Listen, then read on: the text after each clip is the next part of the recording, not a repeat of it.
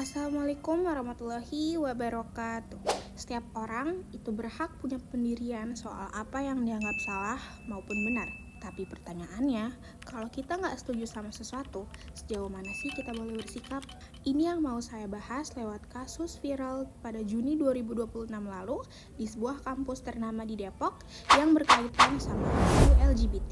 Kenalkan, nama saya Saida Kaila Syaukiah, mahasiswi Hukum Tata Negara UIN Syarif Hidayatullah Jakarta, semester 2. Dan ini video untuk memenuhi UAS PKN saya soal negara hukum, penegakan hukum, dan hak asasi manusia.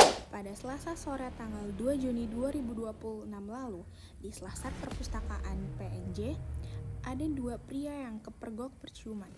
Satu berinisial KRM 19 tahun yang ternyata itu adalah mahasiswa PNJ, dan yang satunya lagi berinisial AW 20 tahun yang ternyata bukan mahasiswa PNJ. Diketahui mereka berkenalan lewat aplikasi Twitter sekitar sebulan setengah sebelumnya. Dan itu direkam diam-diam oleh mahasiswa lainnya yang melihatnya lalu viral.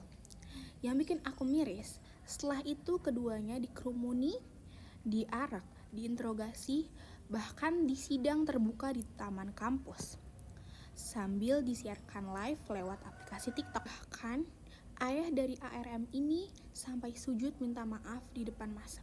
Pihak PNJ sendiri pun bilang kalau mereka tidak membenarkan tindakan ini dan lagi ditelaah lewat komisi disiplin dengan kemungkinan sanksinya sampai drop out. Sebelum nilai kasus ini, aku mungkin mau bahas dulu soal satu hal yang bakalan munculin pro dan kontra. Tapi menurut aku ini tuh penting banget buat dipahami teman-teman. Sering banget ada anggapan kalau gay ataupun lesbian itu tuh hal yang menyimpang. Padahal secara ilmiah, homoseksualitas itu bukan sesuatu yang menyimpang ataupun gangguan mental. Ada juga yang bilang kalau orientasi seksual itu adalah aspek alami, bukan pilihan, dan gak bisa diubah. Tapi menurut saya, pandangan manusia soal sesuatu itu tuh gak bisa dibentuk cuma dari sains. Orang yang menganggap LGBT itu menyimpang, alasannya bisa dari norma, budaya, ataupun agama.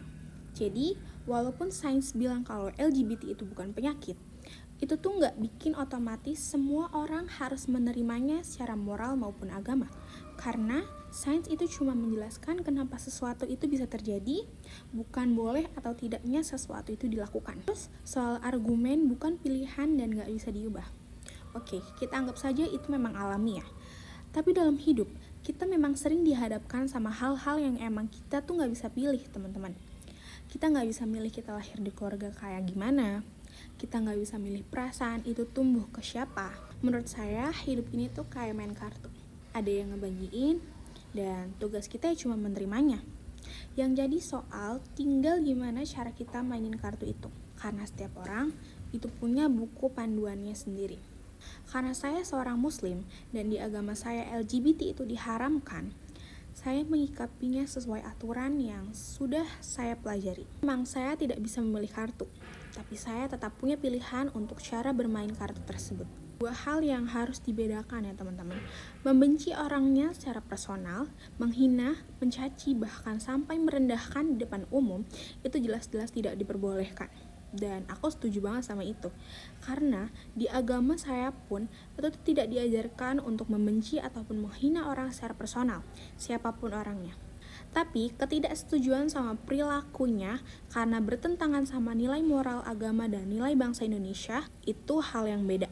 Kita lihat kasus PNJ pakai kacamata ini, penolakan terhadap perbuatannya memang punya landasan yang sah, sesuai Undang-Undang Perkawinan Nomor 1 1974 dan nilai-nilai Pancasila. Tapi yang terjadi di lapangan, itu udah keluar dari batas penolakan prinsipil teman-teman.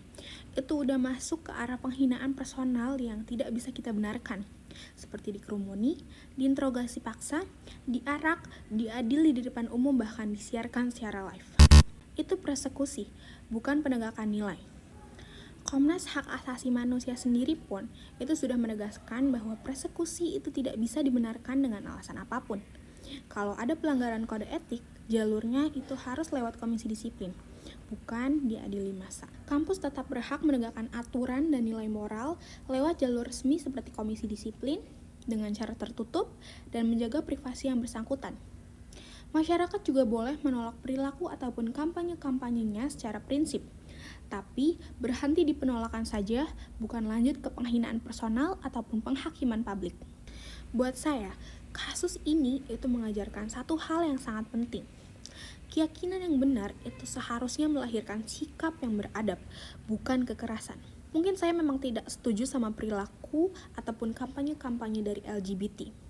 Itu bertentangan sama nilai-nilai yang saya anut. Tapi, begitu ketidaksetujuan itu berubah jadi aksi mengarak, mempermalukan, sampai merampas martabat orang lain di depan umum, itu bukan lagi soal membela nilai, teman-teman. Itu udah jadi kekerasan yang dibungkus atas nama moral. Dan kalau kita nggak hati-hati, kita bisa jadi bagian dari masalah yang sama, hanya karena kita merasa berada di pihak yang benar. Dari kasus PNJ ini, kita juga belajar bahwa jaga nilai bangsa itu penting, tapi caranya itu harus tetap beradab dan sesuai hukum. Nolak boleh, menghakimi jangan. Sekian dari saya. Wassalamualaikum warahmatullahi wabarakatuh.